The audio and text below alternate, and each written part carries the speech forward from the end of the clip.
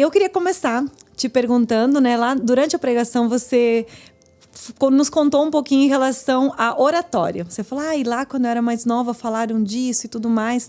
Naquela época, você pensava em se tornar uma pregadora? Não. Como era essa questão? Você vê alguma diferença hoje na igreja de quando você começou a falar, de Sim. hoje para as meninas que estão começando? Para começar, naquela época, Sil, não era uma possibilidade. As mulheres elas não eram vistas falando em público na igreja, né? Então as mulheres elas estavam inseridas no canto, ou elas estavam cantando, ou elas estavam cuidando das crianças, né? Sempre assim. Então nunca me passou pela cabeça que eu pudesse hoje que eu pudesse desempenhar a função que hoje eu desempenho, né? Levando a palavra ou compartilhando alguma coisa que nasceu no meu coração. E isso nasceu de uma maneira muito despretensiosa.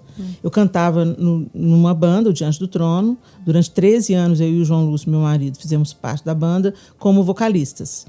E eu passei por um processo muito forte de cura e de libertação nas minhas emoções. E a pastora Ezenete Rodrigues, que era intercessora do Diante do Trono, até hoje ela fazia os seminários de intercessão pelo Brasil afora. E ela começou a me levar para que eu testemunhasse daquilo que Deus tinha feito na minha vida. Começou como um testemunho. Começou como um testemunho. Então, eu comecei a compartilhando com as pessoas o que eu tinha vivenciado, o que eu tinha vivido e a cura que Deus estava operando em mim. Começou assim. E aí as pessoas queriam me ouvir. E aí eu comecei a receber convites para que eu fosse falar.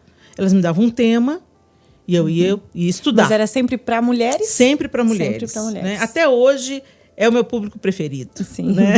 Eu amo pregar para vários públicos, mas com a mulher eu sinto uma segurança. Eu creio que Deus me chamou especificamente para isso. Né? Porque como eu sou mulher, eu entendo as dores das mulheres e também escuto muito as mulheres. Então, acho que Deus me colocou nesse nicho aí. Porque também eu tinha uma alma muito ferida. Eu era uma pessoa muito invejosa.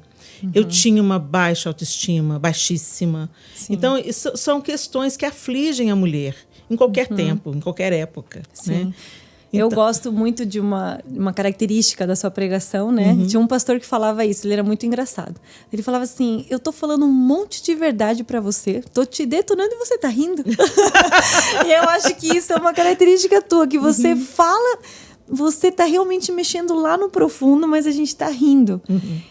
Você faz isso propositalmente? Como você entendeu o seu jeito de falar? Você sempre teve essa coragem de chegar falando? Nem sempre flui assim, né? Eu sei que é uma característica forte, porque o humor faz parte da minha vida. Eu acho que a vida levada com bom humor, ela fica mais leve, né?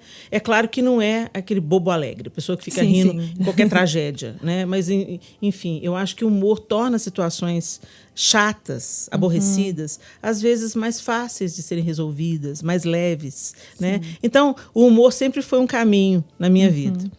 E dentro da pregação, eu acho que ele tem um propósito, né? Que ele cumpre um propósito. Às vezes a palavra que eu carrego é muito pesada, porque a palavra que eu carrego é uma palavra de confronto, muitas vezes. E não é uma coisa que eu escolhi fazer, é uma coisa que Deus me entregou. E muitas vezes eu lutei contra isso. Não, Senhor. É porque eu tinha um problema com rejeição, então eu queria ser amada. Eu não queria, entendeu? E eu falei, o senhor está me dando uma palavra difícil. E ainda difícil, traz palavra de confronto. Né? De confronto. O povo não vai querer me ouvir, o povo vai querer sair correndo. O povo, entendeu? E assim, mas o Senhor foi muito específico. Ele levantou uma pessoa que nunca nos encontramos pessoalmente. Ela ligou para mim de um outro país. E ela falou assim, o Senhor está te entregando o chamado de Ezequiel. Abra a sua Bíblia. Aí eu abri a Bíblia e ela começou a falar naqueles primeiros capítulos do livro de Ezequiel, eu não te chamo para um povo de estranha língua, eles te ouviriam, mas eu te chamo para a obstinada casa de Israel. Quer ouçam, quer não ouçam, fale, porque senão o sangue deles eu requererei das suas mãos. Então, assim, quando eu recebi essa palavra, eu nem pensava em pregar. Eu nem pensava que eu ia usar a palavra como uma ferramenta. Eu cantava. A gente tinha acabado de gravar Preciso de Ti quando eu recebi essa palavra, né? E eu falei assim, não, isso aí é aquelas profecias que a gente guarda no coração, entendeu? E torce para não cumprir.